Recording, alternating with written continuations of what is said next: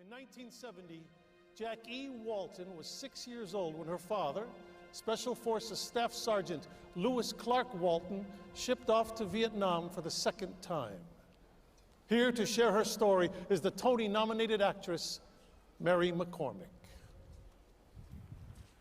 He hugged me and promised he'd always wear his St. Christopher's medal to keep him safe. "Don't worry, I'll be back," he said. "Be a good girl, make me proud." And just like that, my dad was gone. I was 6 years old, and all I knew was that I wanted him to come home. Our daddy was big and strong and in the Special Forces, a Green Beret. Mom told us his fellow soldiers called him good in the woods, which meant he could be counted on. I know I counted on him. He was always there for us, telling jokes, protecting me, until he left for Vietnam. The months went by, Christmas, Easter, all without him. And then a letter I wrote to him came back unopened. Mom didn't say anything, but I felt something wasn't right. Soon after, a phone call in the middle of the night, then a telegram.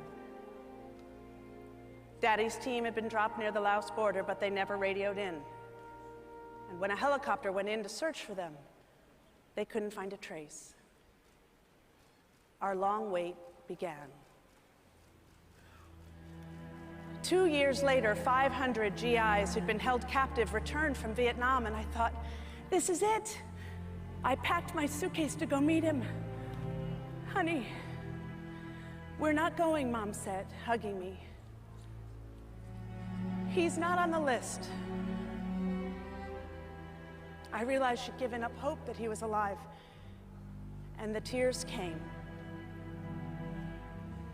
Mom now became our warrior, going back to nursing school so she could take care of us. She sheltered and supported us. Yet there was still this hole in my life that I tried to fill up with my daddy memories.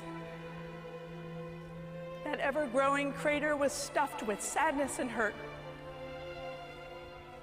Life wasn't fair. Why did I have to grow up without a father to teach me how to ride a bike or meet my prom date? We learned not to talk about it. It seemed people didn't care. My father died in Vietnam, and no one wanted to talk about that war. But our family couldn't forget.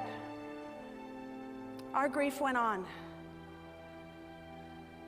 My dad wasn't at my wedding or there to meet his grandchildren. My brother Lou wanted to live up to my dad's ideals of patriotism and service, and he joined the Army when he was 19. He was serving his second tour of duty in Iraq when, after 36 years of missing our dad, we got word they found his remains, and with them, his St. Christopher's medal. Lou escorted our father home. It was now my job to give the eulogy at his funeral. My pain was as fresh as if he'd just died, but soon after, I met a woman at work who'd lost her son in Iraq, and together we cried about my dad and her son. But later, we remembered all the good times. Sharing helps all of us heal. And that's when I knew God's mission for me was to support the newest generation of Gold Star families. Now, every Memorial Day, we take a group of school children to our local veterans cemetery in Rhode Island.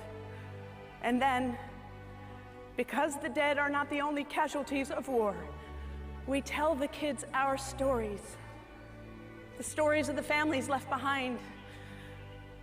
And so my story begins and ends with that letter I wrote my dad, the one that came back unopened, but which I carried in my heart for 36 years, and which I opened for the first time and finally read to him as we laid Special Forces Sergeant First Class Lewis Clark Walton, my dad, to rest. Dear Daddy, I pray to God for you every night to keep you safe and bring you home. We miss you very much. I bring a picture of Vietnam into school every Wednesday and tell my friends my daddy is there. I'm doing good in school. Lou said thank you for his airplanes. I hope my present comes soon. What are you doing over there?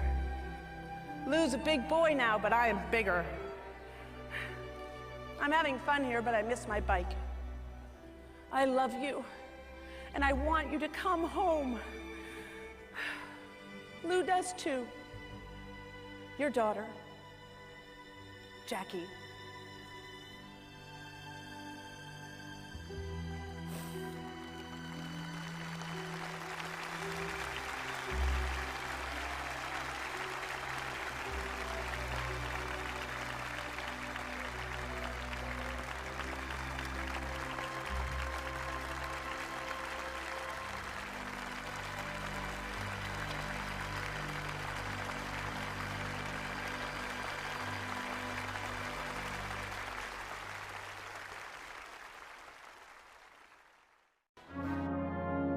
This is PBS.